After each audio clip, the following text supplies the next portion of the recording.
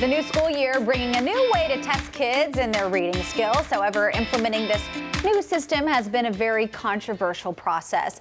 NBC Charlotte's Michelle Bowden live at 5:30. So Michelle, some teachers are saying this is not good for students. Yeah, and here's why, because this is a statewide tool that they're now implementing. The challenge, though, that teachers say, is it puts your kids in front of a computer instead of one-on-one with the teacher, as they've been doing for years. It seems hard to imagine. Allegations of a cover-up, confidentiality breaches, leaked text messages, even threats, all swirling around the decision about how best to test how well your kids read. So I think for me it comes down to truth and transparency in government. CMS language arts teacher Justin Parmenter spent his summer trying to educate people about what he says was going on with the state's newly chosen reading assessment tool. North Carolina's superintendent signed a 3-year, $8.3 million contract with a new company called iStation that will computerize the process of testing a student's reading abilities.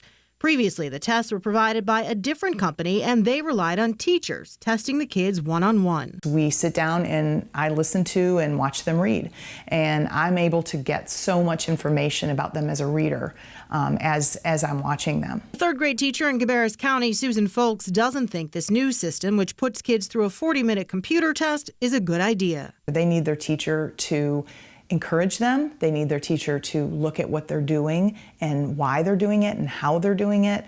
And that's just not something that a computer can do. It seems some of the people serving on the evaluation committee that was supposed to be deciding on the best reading assessment tool agreed. Documents released show committee members text messages that said the new system helps, quote, lazy-ass teachers. The state superintendent admits there were problems with the evaluation committee. The bidding process was canceled twice before he claims the Department of Public Instruction Committee recommended the new tool.